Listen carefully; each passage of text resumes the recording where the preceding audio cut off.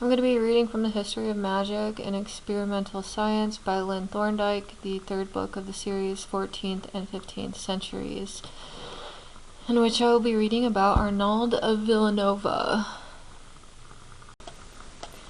and his alchemical writings. I saw some interesting things in here relating to alchemy and Christ, so let's see what this guy is about. The medicine, astrology, and attitude towards magic of Arnald of Villanova have been dealt with in earlier volume as terminating with Peter of Abano, the 13th century development of those subjects. But he lived in a few years into the 14th century, and the alchemical literature, both genuine and spurious, which is connected with his name, seems to belong with the 14th and 15th centuries rather than that of the 12th and 13th. The footnotes in that paragraph, we can refer to the second book. And also, the alchemical treatises attributed to Arnald of Villanova have been listed with some statement of editions and MSS in the Histoire littéraire de la France, volume 28. Henceforth, in this chapter, to be cited as HL with a number of title and MSS of them in the British Isles dating before the 16th century and are catalogued by Mrs. Dorothy Whaley Singer, Catalogue of Latin and Vernacular Manuscripts in Great Britain and Ireland, Volume 1, 1928, Nos 224 and 243, henceforth to be cited as DWS with number of the item in question in Appendix 4, is given some account of continental MSS. Therefore, while a chart indicates it, if a work is mentioned in the Alchemical Bibliography of Vatican Barberini 273 and gives its number in the lists of HL and DWS, if found there, the treatises will be indicated by the brief form of title, giving the chief word or words from their longer forms of titles. And just so we're on the same page, here are the abbreviations that HL Histoire Littéraire,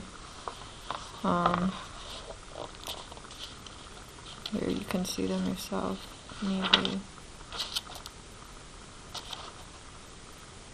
Okay, back to it. Arnald is represented as addressing a number of these alchemical writings to rulers, both ecclesiastical and lay. To Pope Boniface the VIII, there is a letter, a practica, and one or more sets of questions. Once, however, the questions are said to be addressed to an archbishop of Ravenna, Vatican, Barb 273, question accidental et essential de lapide magno et archiepiscopum Raven questio prima. Okay, sometimes the footnotes are like completely obscure to me. Not my language. The Novum Lumen, New Light, salutes someone as Father and Reverend Lord, while Semita Semitae opens Reverend Father, and in the printed text is said to have been sent to Pope Benedict the 11th. A Reverend Father is also addressed in the course of the Verba Commentatoria. There is some evidence that the Rosarius of Arnald was addressed to Cardinal Napoleon Orsini, but perhaps this dedication belongs rather with one of John Daston's work. While speaking of alchemical tracts professedly addressed to Boniface the VIII, we may mention that one is ascribed to a brother or master Alemanus or Hermanus of Bohemia, who seems to have been identical with the alchemist Alanus. Another is credited to a John, who is said to have been a nephew of Boniface the VIII, being the son of the Pope's sister. It is called a Practica of Waters of Dew of May. There is a letter of Arnald to Robert, King of Naples, though his Christian name is often not given. the perfect mastery, perfectum magisterium, or flower of flowers, flos florum, is said to have been sent to the King of Aragon, the dedication to whom is, however, omitted in the editions and in some manuscripts. We also hear of a secret to the King of Aragon, which in early modern alchemical bibliography further describes as a work of Arnaldus Castellanus, or of Villanova, familiarly conversing with the celebrated King of Aragon in these words. But other manuscripts show that this is a dedicatory letter to the King of Aragon. In at least 2 manuscripts, the Rosa Novella is addressed to the Marquis Peter, Count of Flanders, but the only such person during Arnald's lifetime was named not Pierre, but Guy de Dampierre, 1225 to 1305, Marquis of Nemours and Count of Flanders. There was a Peter who was brother of the Count of Flanders, but otherwise we know nothing of any relation with Arnald with Flanders, whereas he did have relations with Peter of Aragon. We therefore must view the authorship of this tract with considerable suspicion. On the other hand, since Arnald really was closely associated with several popes, the King of Aragon and Naples, there is a verisimilitude in his addressing such works to them, although forgers may have taken advantage of this fact. Nor is there the confusion and anachronism in the names and dates of those addressed which we shall encounter later in the case of alchemical writings ascribed to Raymond Lull. A tract on retarding old age is addressed to a prince or noble named Raymond, but this is scarcely sufficient to identify him, unless Raymond be a mistake for Robert, King of Naples. Another tract is addressed to a master of the Hospitallers, and there is an alchemical recipe which Arnald is said to have given him. There appears to be no good reason for doubting that Arnald believed in the possibility of transmuting metals and wrote treatises on the subject. On this question, see further Paul Diepgen in Studien zu Arnald von Villanova, the third Arnald und die Alchemy, Geschichte der Medizin, the third. He accepts some treatises in whole or part as authentic. Diepgen used only 3 MSS CLM Vienna 5230, 5509, and discussed only a few of the alchemical treatises as ascribed to Arnald. Okay, footnote. Sorry, I'll read those louder. I'm always considering you, blind people. I'll do better. I'll read this. I'll start from the paragraph again. There appears to be no good reason for doubting that Arnald believed in the possibility of transmuting metals and wrote treatises on the subject. It fits him with his hospitable attitude to other forms of occult science and arts, with the citations of him as an alchemist at an early date in the 14th century, and with such traditions concerning him as that which already in that same century attributed to him the making rods of gold artificially. The difficulty is rather to determine which of the works of alchemy ascribed to him are really his. Those addressed to Boniface VIII and to the King of Aragon are not attributed to any other author, although it does not follow that on this account they must be accepted as Arnald's. Other writings are contested with him by other authors, or there is some confusion as to which of several works by a given title is Arnald's. There is also the fact that the early editions of Arnald's opera include even medical works of dubious authenticity, such as the Regimen Salernitanum, the so-called translation from the Greek of Arabic of Costa ben Luca's epistle concerning incantations and the remedies against sorcery and witchcraft, found also in editions of the much earlier Constantinus Africanus. Therefore, we must be equally on guard against ascriptions to Arnald based on insufficient or contradicted evidence in the case of alchemical works. On the other hand, some treatises which have hitherto been given to other authors we may find some reason for assigning to Arnald. It must also be admitted that we do not have many early manuscripts of the alchemical tracts as ascribed to Arnald. There is a good deal of similarity and apparent overlapping of subject matter in the works ascribed to Arnald as we have them. Either he repeated himself in different treatises, or passages copied from his works have been combined under new titles. In either case, there is a similarity and connection between the writings which were current in his name. Many rosaries and other flowery titles cluster about the name of Arnald of Villanova. That which there seems to be the most reason for accepting as his has the incipit Iste namque liber vocatur Rosarius. Another work which opens, quote, said the author of the book, which is called The Rosary, I descended into my garden to see the plants, might seem to merit the title Rosarius more than any other work, but it sometimes referred to the Lesser Rosary or Rosarius Minor or New Rosary. The third chief rosary, sometimes called of the philosophers, as is Arnold's for that matter, and sometimes of Toledo, from its supposed author, a philosopher of that town, is even more frequently ascribed to some John, and notably to John Daston, in connection with whom we consider it in another chapter.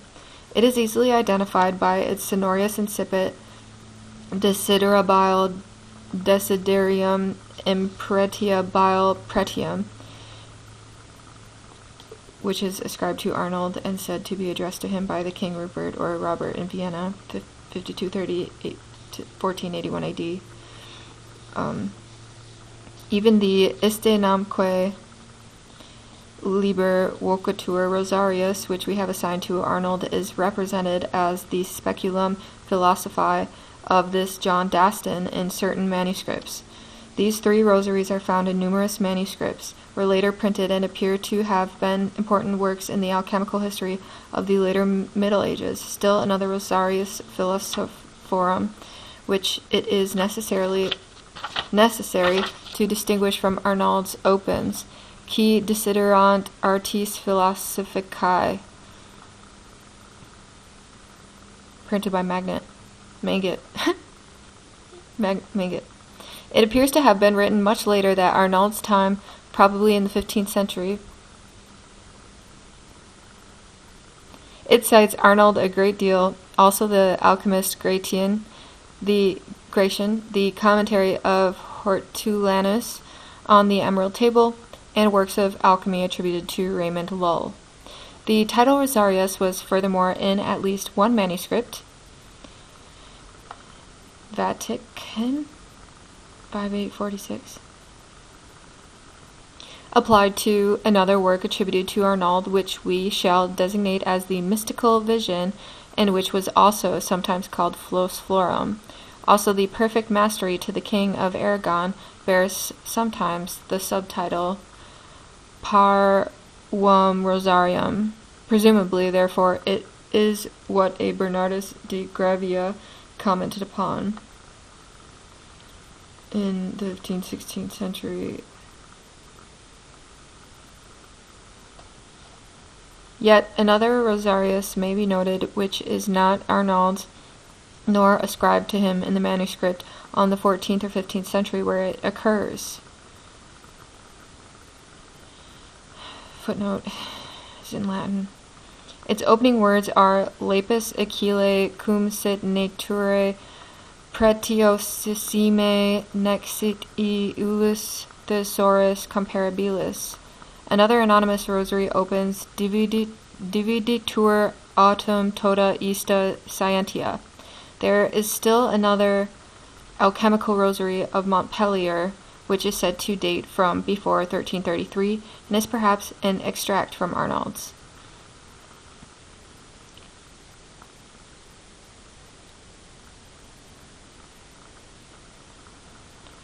There is still another alchemical rosary of Montpellier, which is said to date from, before 1333, and is perhaps an extract from Arnold, Finally, there are abbreviated rosaries, and an English rosary, which opens roses, flower, white as snow, and red as blood. The Rosarius, which there seems the most reason for accepting is Arnold's, is also the longest of his alchemical treatises. Sometimes it is called the Treasure of Treasures, rosary of the philosophers and greatest secret of all secrets. As was common, it is divided into 2 books of theory and practice, containing 10 and 31 and 32 chapters respectively. The epithets Rosarius Minor and Rosarius Major were sometimes applied to these.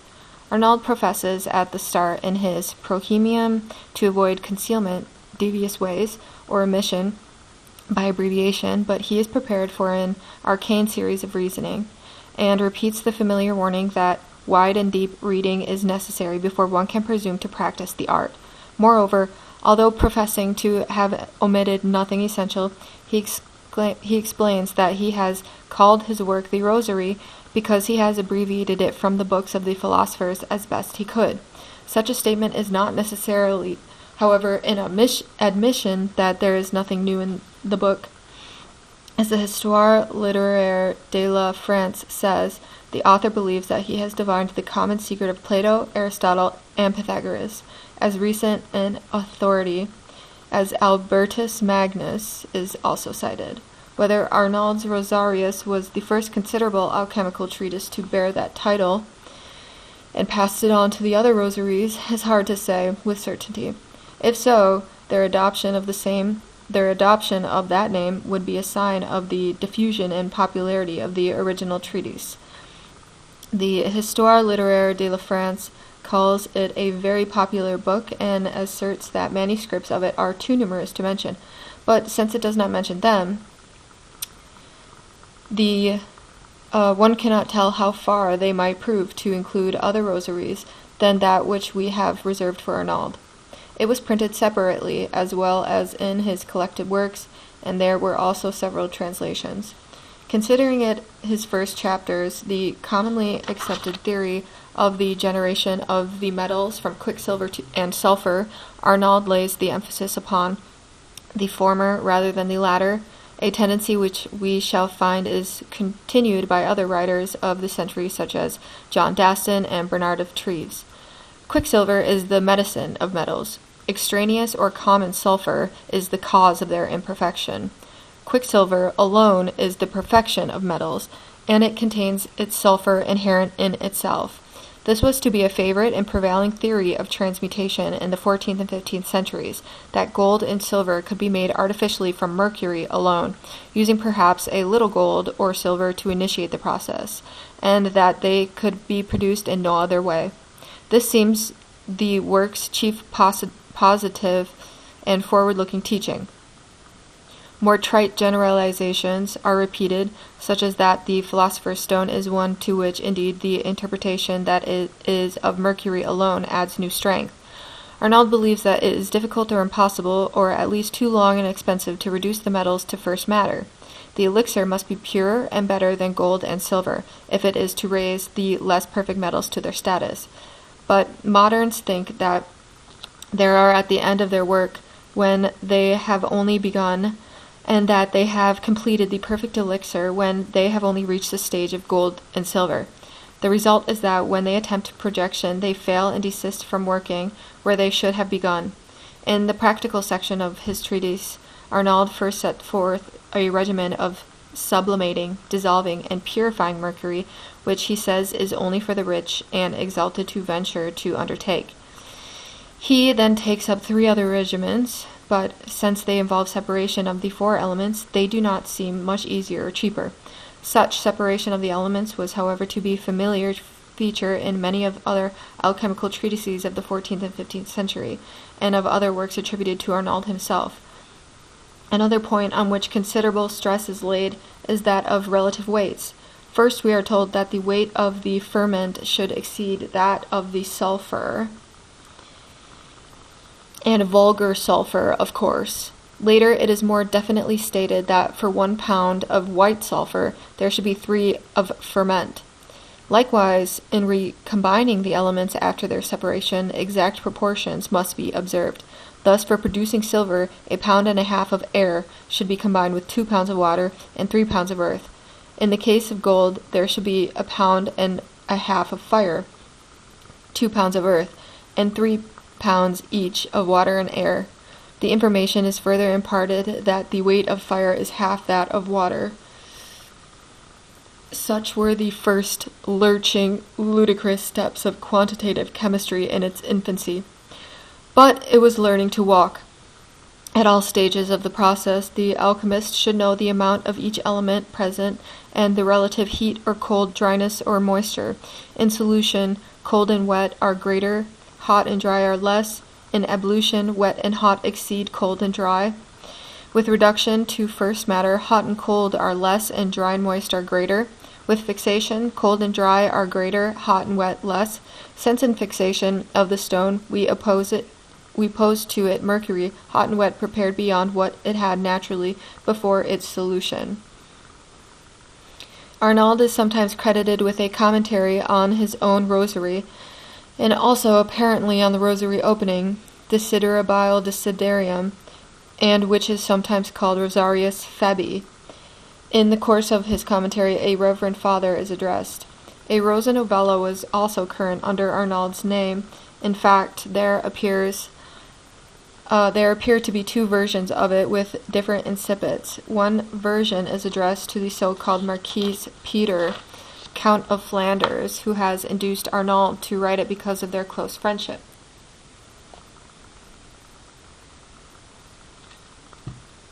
Arnald, after remarking that all men must die, speaks of having traveled to many parts of the world, which resembles the incipit of the dedication of the perfect mastery to the King of Aragon, in which he tells of wandering from region to region by the divine will. The philosophers say that there are 4 masteries of this regimen: dissolution, distillation, contrition, and fixation, to each of which Arnald devotes a chapter. Then there follows 4 brief books. Such past philosophers are cited as Plato, Rosinus, Lilius, Galen, Democritus, Hippocrates, and Pythagoras. The version with the other incipit does not specify the most noble man whom it addresses. It also consists of 4 very brief books, but of nothing more. The idea involved in Arnald's Rosarius of a culling from the works of the philosophers likewise characterizes another treatise with a floral title which was ascribed to him, namely the De Floratio Philosophorum. It occupies only a page in what is perhaps the sole extant manuscript. But since it assumes to treat of ancient secrets and of many arduous, varied, and diverse matters, according to the opinions of those who preceded the moderns, it may be incomplete as it stands. As it is, it touches especially on the influence of the celestial bodies in alchemy, a hypothesis of which Arnald would have no objection. The authenticity of a golden rose ascribed to Arnald is even more doubtful, although he would very likely have agreed with its precept that, quote, the whole benefit of this art is in gold and in mercury, or in mercury and silver, unquote, and that a gentle fire should be used and a vase of glass. It makes a less hackneyed observation when it further asserts that no generation and corruption of things takes place except by continuous movement of the air and temperate heat. A notice in an early modern alchemical bibliography admits that some question its attribution to Arnald. The work itself occurs in an alchemical collection of 1472. The title or subtitle, Flower of Flowers, Flos Florum, is another source of confusion among alchemical writings ascribed to Arnald. Sometimes it appears as an alternate caption for the Perfect Mastery, Perfecta Magisterium, a brief treatise addressed to the King of Aragon. Oronce Fine in the 16th century further distinguished or confused it as the Little Rosary, Parvum Rosarium, upon which, as we have seen, there is a commentary by Bernardus de Gravia. Sometimes, however, another book was ascribed to Arnald under the title Flos Florum, opening, O Reverend Father, I give thanks to God, which perhaps may be identified in whole or part with the Semitae, neither of these is the name as the flower of the king, Flos Regis, or epistle sent to the king of Naples.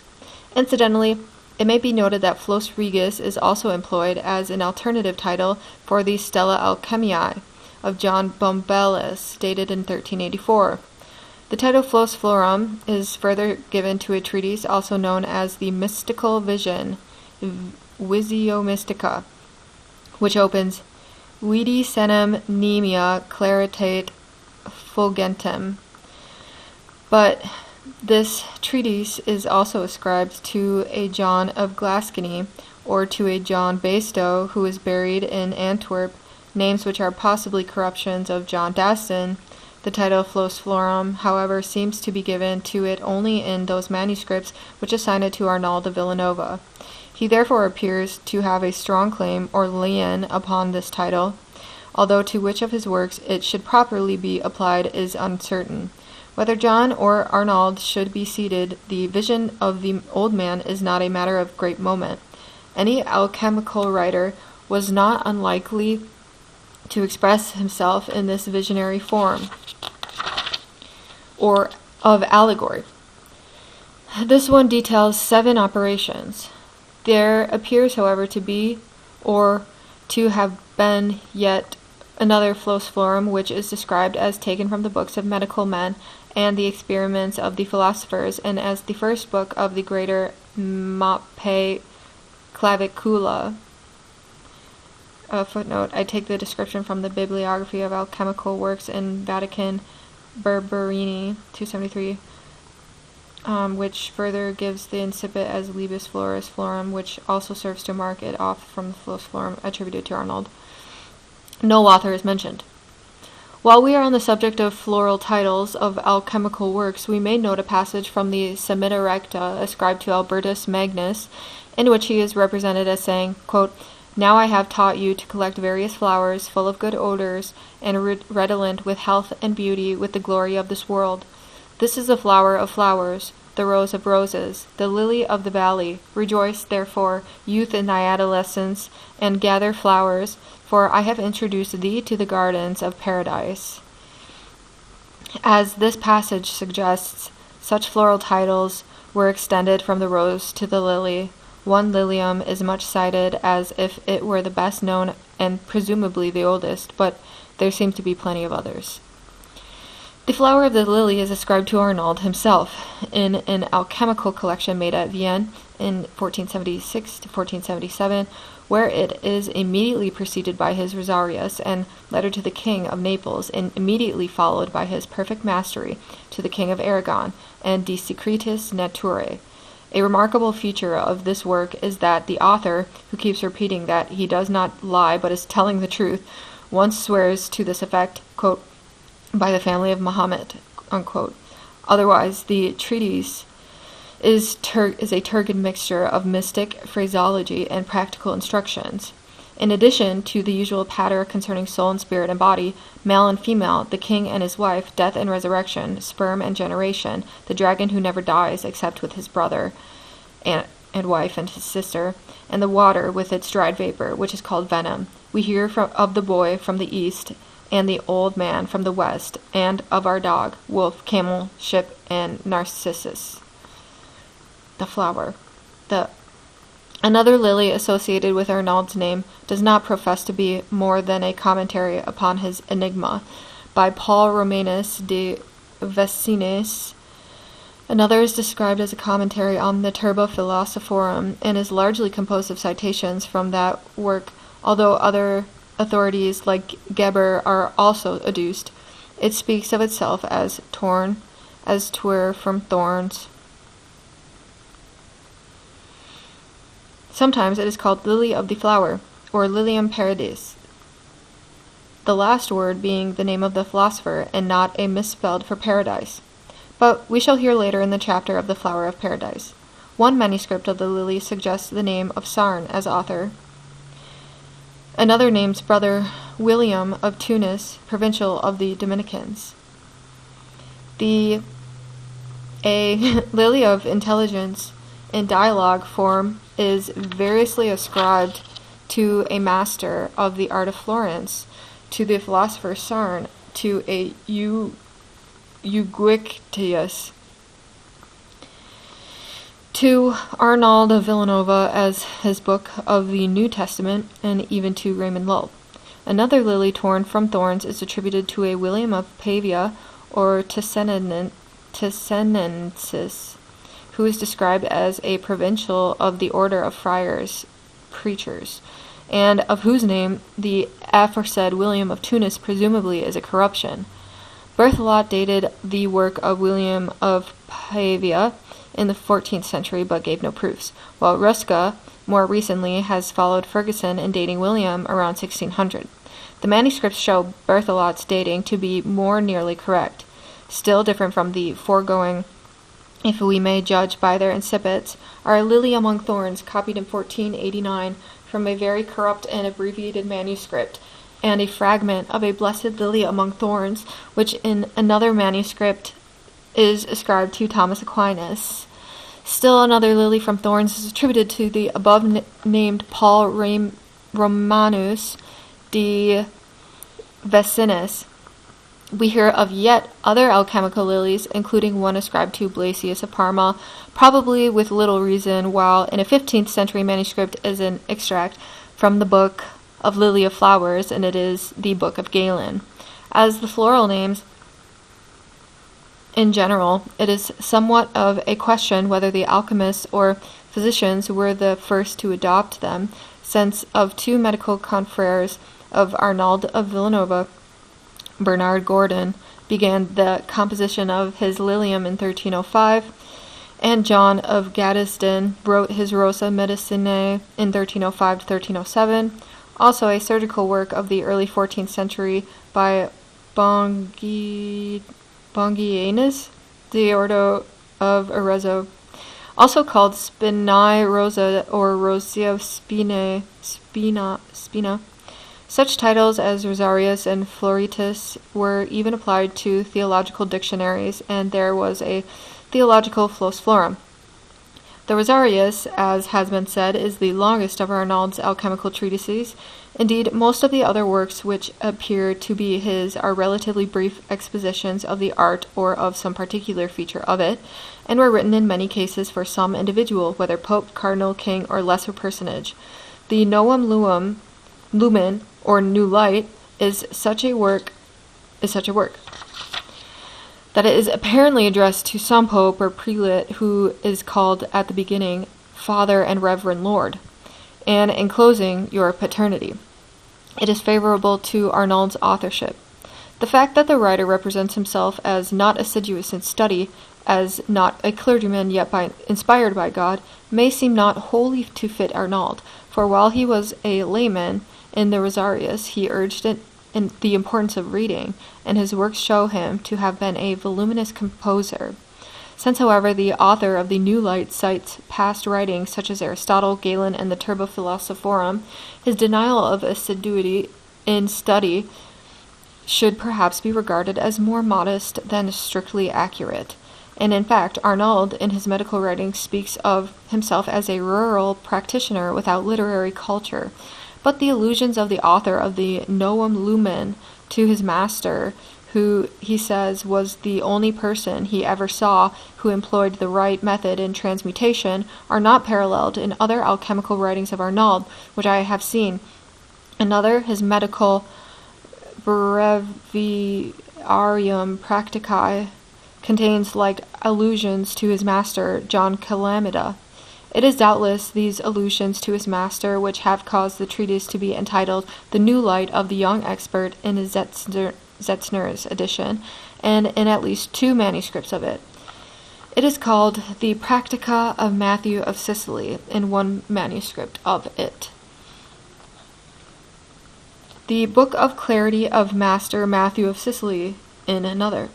The last named manuscript is a codex of the 15th century, which seems furthermore to make rather a point of assigning its component treatises to outlandish or otherwise unknown authors such as Vimaldus, Paulus de Tarento, reader of the minorities in Assisi, Lucidius, and Petrus de Zelens. And why should not the writers of alchemical manuscripts sometimes ascribe their treatises to unfamiliar instead of familiar names? They have often been accused of saddling later fabrications of great authors of the past, but we also find evidence of their having sometimes credited the works of known authors, to less well-known and possibly fictitious personages. The Turbo Philosophorum is so much cited in the Novum Lumen that the latter may also almost be said to be based upon it. After defining the Philosopher's Stone as quicksilver, not however in its natural state, but as artificially produced in alchemy, and as found on the mountaintop, the Novum Lumen proceeds to detail the alchemical process under the headings of purification, decoction in the first, second, and third degree, calcination, and fixation. The discussion of decoction includes instructions as to the furnace and vessels. From black, the stone turns to white, but there is an intermediate stage when it is brown outside but still black inside, as the author's master proved by breaking the vase and stone at this juncture and inspecting the latter inside and out. His explanation of its condition was that the exterior was first affected by the heat as being near the sides of the vase. Finally, after white in its turn has altered to red, and vessels and fires have been changed, the process results in separation of a red, impalpable powder from a black earth which lies at the bottom of the enclosing vase. This, according to our author's master, constituted the perfection of fixation, because the impalpable red powder could be used as an elixir in projection to transmute base metals on a large scale, while the separation from it of the black earth meant that all impurities impeding the ingress of pure nature had been removed. The only problem remaining was how to fuse this red ash with other substances in order to transmute them. Our author declares against dissolving it in water or resolving it into a water, and cryptically remarks that anyone who knows how to make glass will know what to do with it.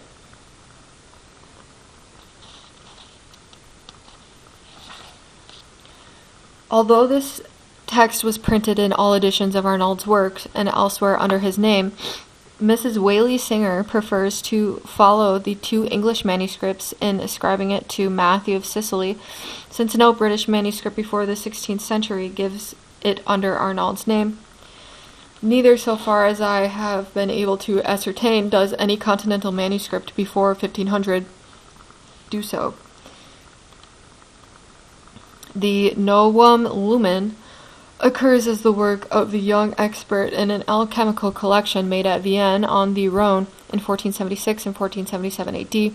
It is, however, referred to by its incipit as Arnald in an English manuscript of the 15th century, which, moreover, has the title Novum Lumen Secundum Arnaldum de Villanova.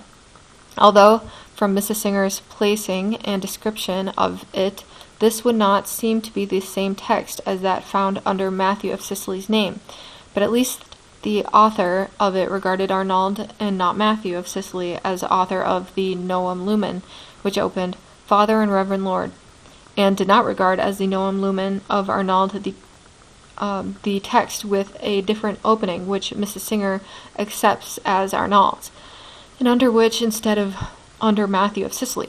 She also lists the third Novum Lumen Secundum Arnaldum de Villanova. Moreover, judging from the description, various other titles such as Gloria Mundi, Lux Solis, Liber Luminum, Liber Quinque Clavium, Liber Divinitatis, Liber Secretorum, would seem to have an equal or better claim to be applied to their work, which she accepts as the Novum Lumen of Arnald. Excuse me for a second.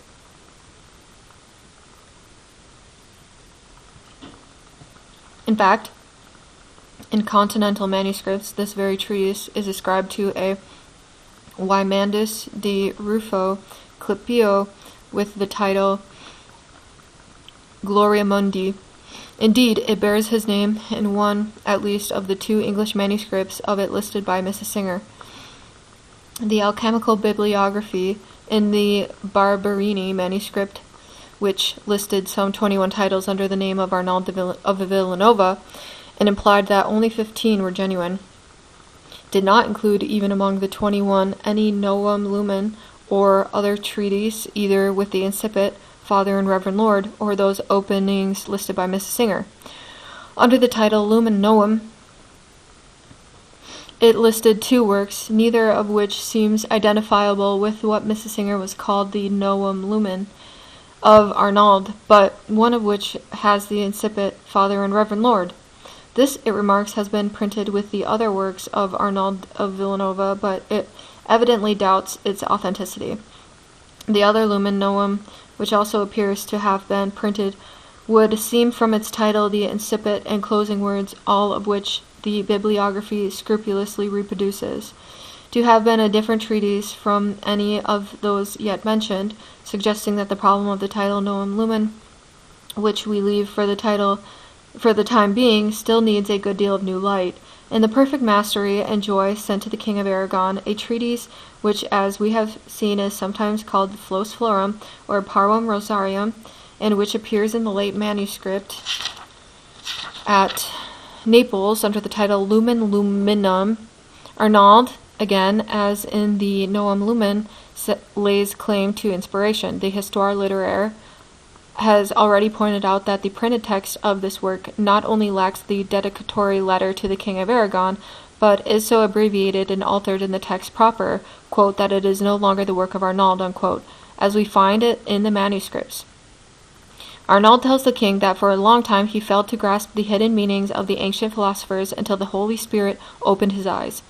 The assertion is made that Mercury is the sperm of all the metals, and considerable space is given to rehearsal of the errors of other alchemists, quote-unquote philosophers, who have tried to work with other substances or have not made the proper use of quicksilver. On the other hand, there are throughout the treatise numerous quotations from the Turba Moranis. The work divides into a theory of practice. Under the latter, 4 words deal with the separation of the elements. The Semita Semitai is in large part textually identical with the Perfect Mastery. It too affirms that Mercury is the sperm of all metals. It has the same division into theory and practice, the same citations of the Turba and Morenius, and the same 4 words. It is, however, not addressed to the King of Aragon, but to the Reverend Father, who is saluted again twice in this course of the work, and who, in the printed version, is identified with Benedict XI. This does not prevent the author from calling him son once as well. This might be thought a slip on the part of someone making over the Perfect Mastery into the Semita Semitai, who failed to change a passage in which the king was addressed as son. Unfortunately for this theory, there seems to be no corresponding passage in the Perfect Mastery. The Semita Semitai further diverges from that work in omitting the rehearsal of the errors of other alchemists and in adding, at least in one manuscript version, an alchemical vocabulary and definitions. It may be said that Arnald utilized practically the same material in writing to the king and to the Reverend Father, or some imitator may have used the Perfect Mastery to concoct the Semita Semitai. Partially, at least identical with the Semita Semitai, seems a work to his friend or direct method ascribed to Raymond, presumably Lull, in another 15th century manuscript. It similarly addresses a Reverend Father and contains the same 4 words. The Semita Semitai, furthermore, appears to be identical in whole or part with one or more of the practicas ascribed to Arnald. What Mrs. Whaley Singer has listed under the caption Theorica et Practica seems the same except for an altered order, so that Venerande Pater Gratius Dio forms the incipit instead of occurring near the close. This is perhaps also the origin of the attribution to Arnald of a Flos Florum with the similar incipit, O Reverend Pater Gratius Dio Ego. In a Vatican manuscript, the work with this incipit is called The Errors of Alchemy, but includes a practica. Other practicas, however, have been ascribed to Arnald, that which the Histoire littéraire so designates, and which was printed by Manget as such, has a different opening address to a pope. That which Zetzner printed as Arnald's practica is regarded by Mrs. Whaley Singers as part of the Tractatus Nobilis in Arte Maiori by him. Such treatises will, perhaps, if sufficiently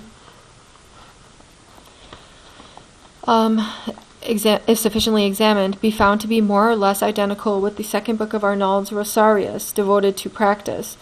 A practica in 6 brief parts found in a late manuscript is called an extract from Arnold's Elucidarium.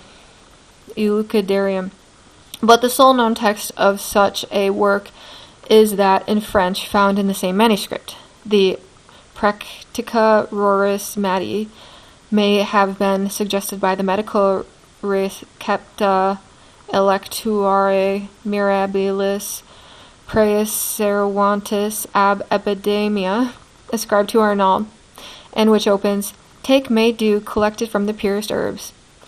The questions and replies in Arnald's tract to Boniface VIII are neither spontaneous nor analytical, but a mere literary device, and are so arranged as to develop the alchemical process in about the usual ways.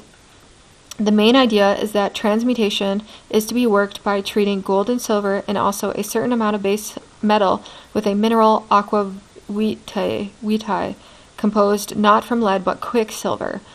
When the water is combined with the base metal, there should be 4 parts of water to 1 of the metal.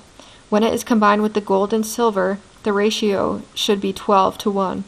This might seem a slow and expensive process, but it is expected ultimately to obtain an elixir of which 1 part by projection will turn 1,000 parts of base metal into gold and silver that will stand every test.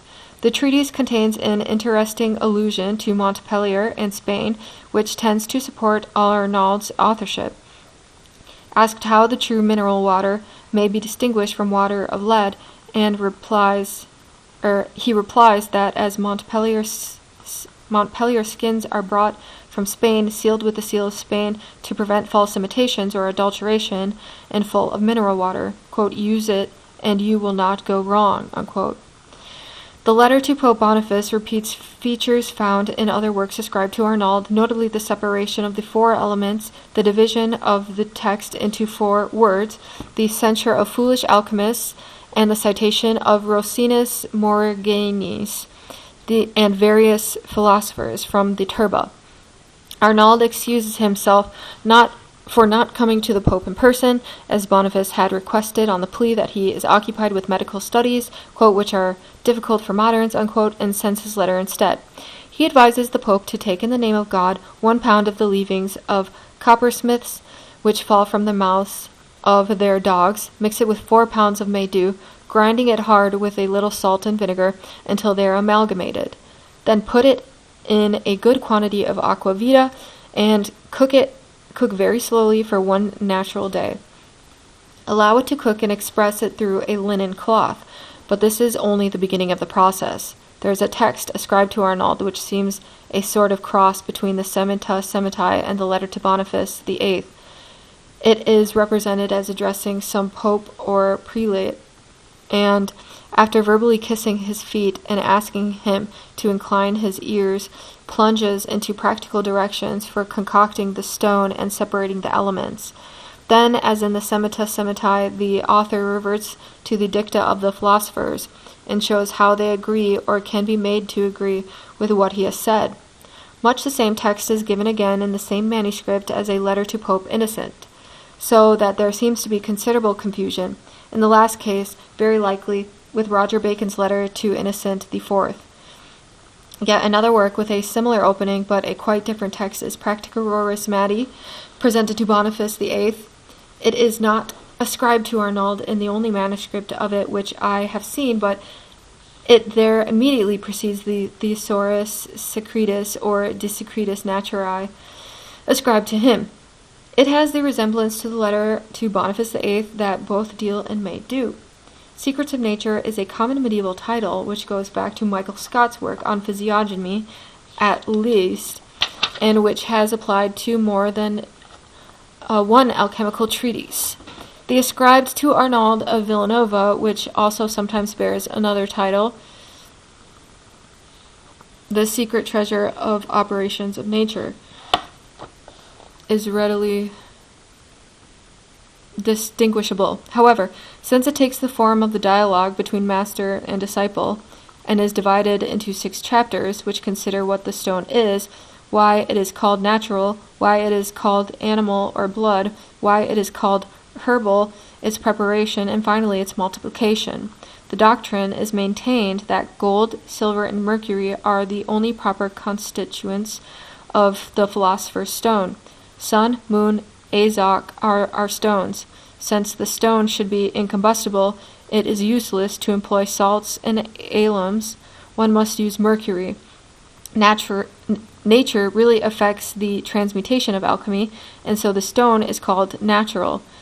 It is called blood because of its color and fluid character, but only fools compose books saying that it is made of blood. At this third chapter is in most manuscripts which I have seen is injected matter, which seems foreign to its subject, the disciple expressing his readiness to, quote, hear some precepts of his art, unquote. The master then states that one must be a philosopher, must have enough money for 2 years, expenses at least, must on no account put oneself under the power of any price or magnate, and must be grateful to God whether success or failure attends one's efforts. In some manuscripts he further warns to reveal the secret to no one lest one be called a counterfeiter and evildoer, and admits that he was imprisoned once for a month on such charges, which probably was not true of Arnald of Villanova. In the Neapolitan manuscript, the disciple's request is dismissed by the master with the assurance that there is enough on such points in Albertus Magnus, whose genuine work on minerals contains a list of the qualities requisite in an alchemist. The stone is called animal and herbal because it possesses a soul and not because it is made from animal or vegetable substances.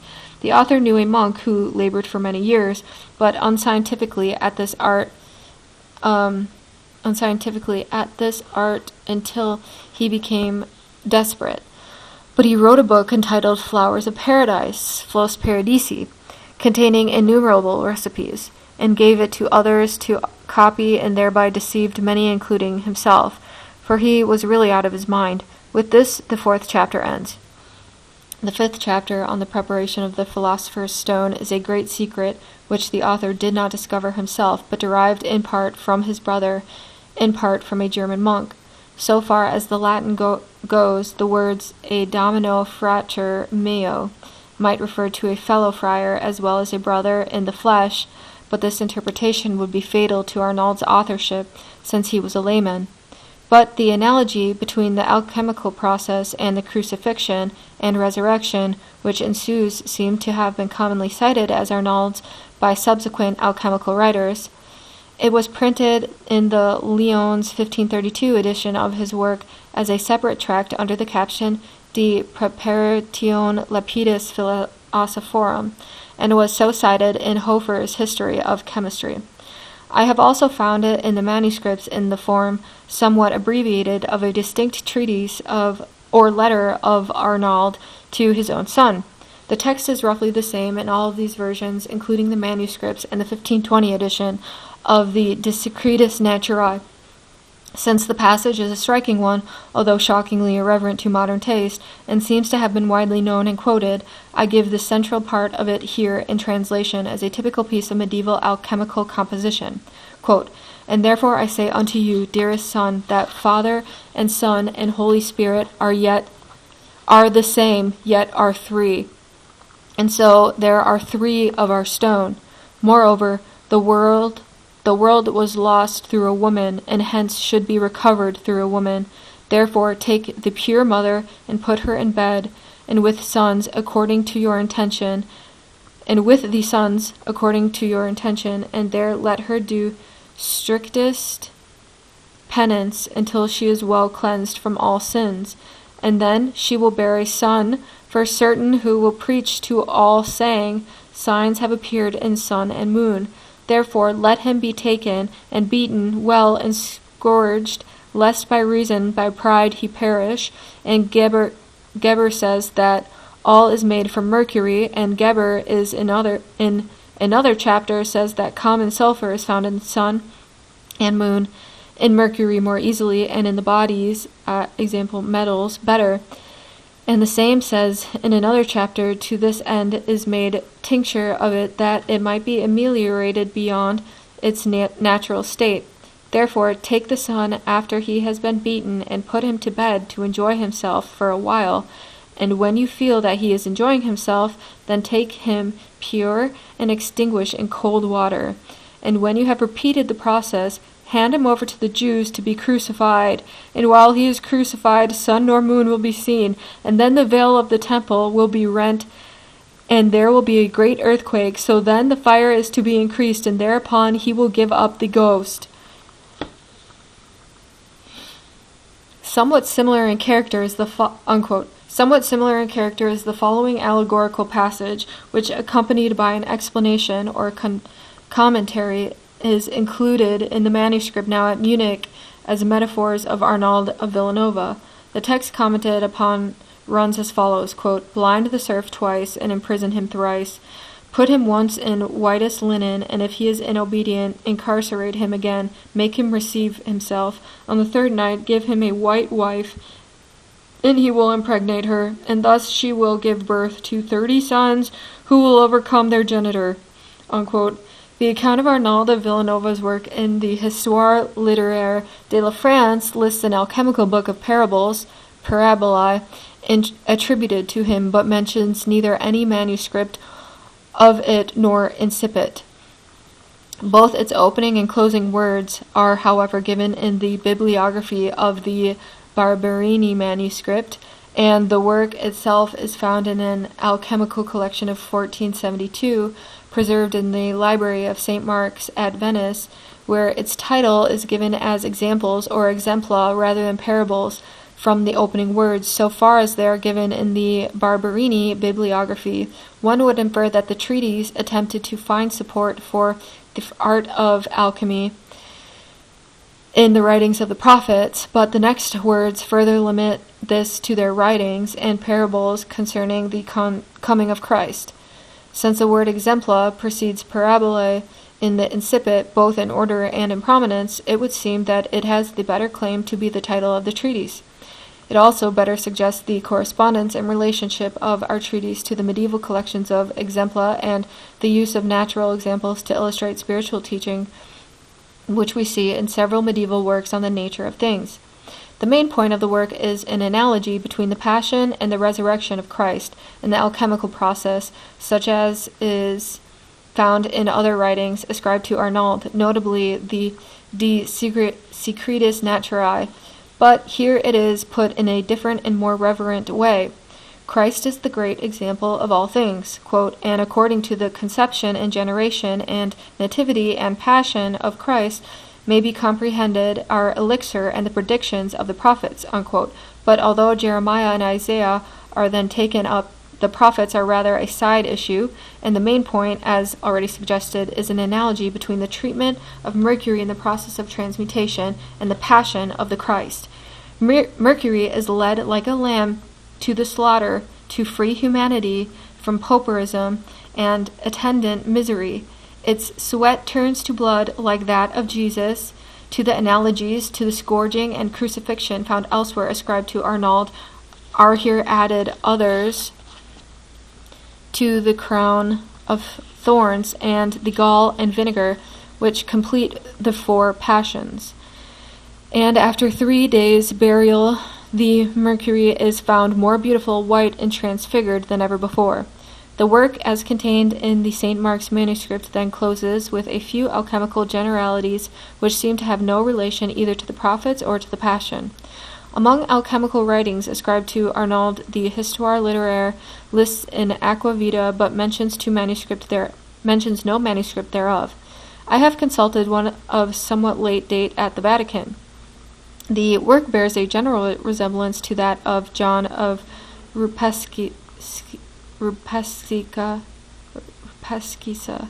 on the 5th essence, and may be later than it. After discussing the composition and manufacture of this water of life, the second and much longer part of the work is divided under the 12 signs of the zodiac, for each of which is set forth the application of aqua vitae to infirmities of that part of the human body which the sign in question governs. The longest of these subsections is the first on Aries and the head, since that involves separate treatment of the hair, brain, eye, ear, face, and mouth. The work is thus quite as astrological as it is alchemical, and more medical than either. It is not included with Arnald's work in the alchemical bibliography of Barberini manuscript. Another work on waters is primarily medical, but the waters are all artificial and include a milk of the virgin, a water of rock salt, and a marvelous or mystic water made by soaking metals on successive days in such substances as the urine of a virgin boy, fennel juice, white of egg, and woman's milk, and then distilling it over a slow fire. To Arnald of Villanova is described in various manuscripts and printed editions. A brief alchemical tract on the separation of the elements from human blood in the form of a letter to a Master James of Toledo, who is saluted as his very dear friend. The work was cited as Arnald's book of the distillation of human blood by Sante Arduini, oh, that's my family name, of Pesaro, in his big compilation on poisons composed at Venice from 1424 to 1426. There are at least 3 different versions of this epistle, and unfortunately the printed editions and even most manuscripts do not reproduce the most informing and interesting version. It is found in M.S. Sloane 3124 of the British Museum, which we shall follow with some reference to other versions. A manuscript at St. Mark's, Venice, differs from the printed editions in another way, since its only allusion to human blood is by the initial letters SH for sanguis humanus in its first sentence. It thus represents a third version, which simply states the virtues of the elements without revealing how they were extracted. It further diverges from the other versions in comparing the alchemical process to the 7 months of the human fetus and including quotations of Leonine verses. The process is described as a secret discovered under divine favor and the result of many experiments and labors. But now that Arnald is growing old, he proposes to set it forth at James's request, with the injunction that it be not revealed either to fools or to persons in power. It is essential to use the blood of healthy men of sanguine or choleric temperaments between the ages of 25 and 30 and no older. The blood should be extracted in April or May and be pure without spot red as scarlet or a red rose. It should be suspended for a time in a fine linen bag to let all superfluous wateriness strain out. What remains should be placed in a glass alembic with its outlet well sealed because of the horrible fedor of its contents. Over a slow fire is to be distilled a clear water, which is the first element. As soon as the distilled drops begin to turn yellow, the first water is to be removed and sealed up, and another phial is to be attached to the alembic and the fire quickened. A yellow water will then be distilled, which is the second element, air. When red drops begin to come, a third phial is to be used to gather the element, fire. The first element is then to be distilled thrice in a new alembic and combined with various juices of fruit and flowers to make a medicinal water of great occult virtue against all diseases, whether hot or cold. Similar medicinal virtues, including the prolongation of life, are stated for the other elements. The author tells of a miracle he saw performed with the element fire extracted from human blood. A certain count, perhaps of Faenza or at Paris, lay as if dead, but when the medicine was administered, recovered sufficiently to make his last confession, dying an hour later. This treatise on human blood might seem inconsistent with Arnald's doctrine in the Rosarius that gold and silver are to be produced from mercury alone, and so not by the same author. But while the blood is represented as reduced by an alchemical process to the 4 elements, only medicinal virtues are claimed for it, and not the transmutation of other metals into silver and gold.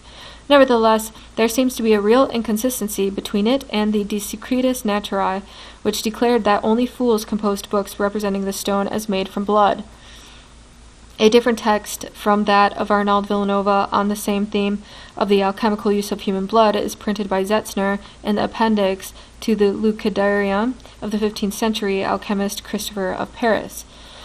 An alchemical tract, which I have seen elsewhere, mentioned or attributed to Arnald is contained in a Vatican manuscript and may be designated by the title De Opere Simplici or Opus Simplex.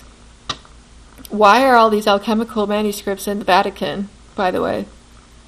Anyways, like other treatises ascribed to Arnald, it describes 4 works or stages of the processes of transmutation.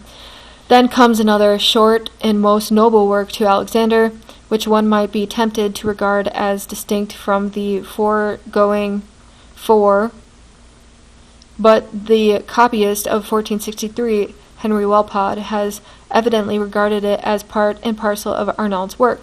An opus solus in a Bologna manuscript is perhaps the same work. More than one alchemical treatment is ascribed to Arnald, but none is very long and one is very brief, only 9 lines. There probably follow the fashion set by the testaments ascribed to Geber and Raymond Lull, and are unauthentic and written long after Arnald's death. The Histoire littéraire was mistaken in thinking that the New Testament, which opens, I, Arnald of Villanova, begin this book in the name of Jesus Christ, was first printed by Manget, since it is found in the earlier Artis Auriferae. There is some confusion between it and the Lily of Intelligence, to which we referred above, but the Lily is in dialogue form, the printed testament is not. The only manuscript that I have seen entitled The New Testament of Arnald of Villanova omitted the introduction, in which the printed version Arnald justifies that title. It resembled the printed text, however, in containing a paragraph stated that it was divided into 3 parts on the natural stone, the artificial stone, and the transmutation of 2 vile metals into silver and gold.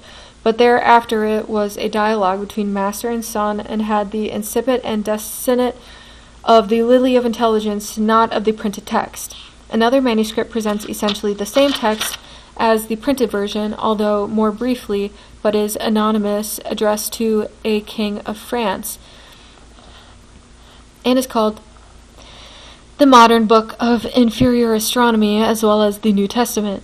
The latter form of title is explained as in the printed edition, as given because the author composed the work on what he believed to be his deathbed, and because he's in the Bible, and because as in the Bible what is expressed under figures and enigmas in the Old Testament is made clearly manifest in the New, so in this work he has declared openly what the ancient philosophers concealed. The stone is cheap and a free gift of God. It is the medium between mercury and metals. Its name is given in mystic character in the manuscript, but these are lacking in printed text. There should be nothing in its composition but mercury, silver, and gold. The author does not approve of those who compose it of sulfur sublimate and mercury many times sublimated, and placing these in the vase of precipitation, keep sublimating them until they can ascend no longer but remain in the bottom of the vase. Others place a pound of mercury in a long vessel and leave it in dung to putrefy, then transfer it to a glass vessel in a bath of Mary and apply fire until the quicksilver is distilled like rose water and forms in the bottom of the vessel as a black earth.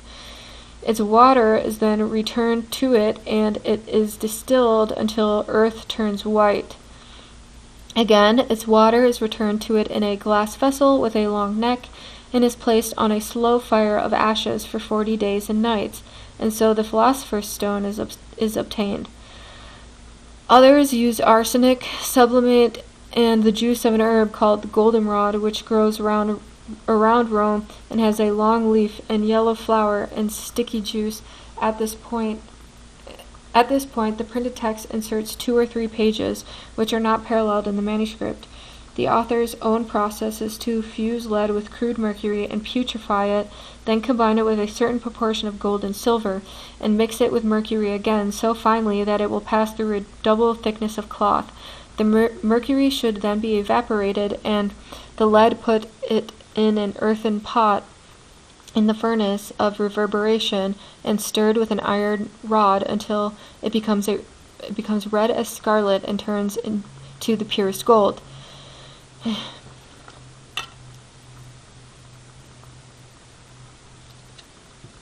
In Artis De Vicio, which fills only a simple page of a manuscript, has nevertheless a preface as well as text, and so would hardly seem a mere excerpt from some longer work. It distinguishes 7 parts of the art of alchemy, or stages in the process of transmutation, namely conjunction, dissolution, putrefaction, distillation, congelation, fixation, and projection.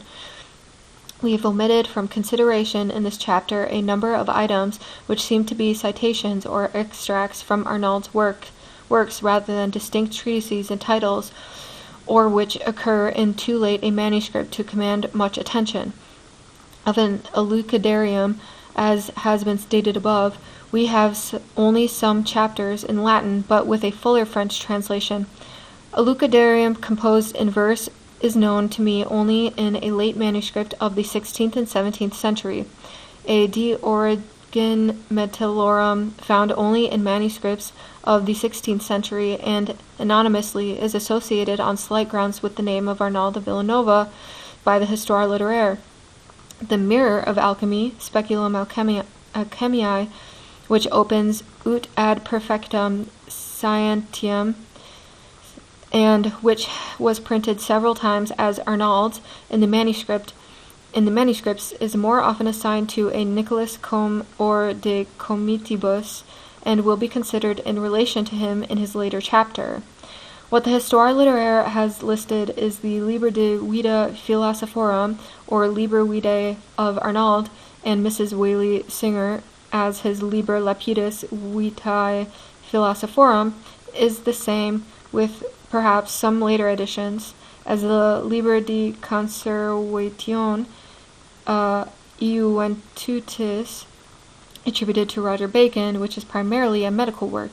In the manuscript which I examined, where the work is called Liber Vitae Philosophorum and ascribed to Arnald, the text is somewhat more alchemical in character and closes with an account of a magic herb. Such an herb, however, is mentioned at the end of another alchemical work which is sometimes ascribed to Roger Bacon. Okay, sorry for not reading the footnotes. A lot of them were just in Latin, and there would be no point. So yes, that concludes the brief chapter on Arnald of Villanova.